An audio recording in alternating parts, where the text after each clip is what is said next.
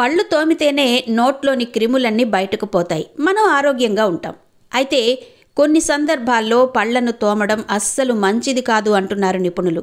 వినడానికి చాలా విచిత్రంగా ఉన్నా ఇది నిజం.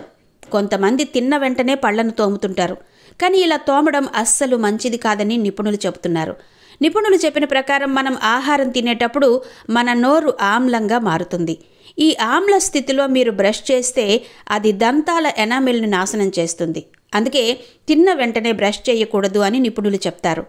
ఇక వాంతులైన వెంటనే కూడా పళ్లను తోముకోవడం మంచిది కాదట. మన కడుపులోని చాలా ఆమ్లాలు నోట్లోకి వస్తాయి. అందుకే ఈ సమయంలో పళ్లను తోముకోకూడదు. ఒకవేళ తోమితే దంతాల ఎనామిల్ దెబ్బతింటుంది. అందుకే దీనికి బదులుగా వాంతులైనప్పుడు కేవలం మీ నోటిని మాత్రమే కడగండి. 30 నిమిషాల తర్వాతే పళ్లను తోముకుంటే సరిపోతుంది.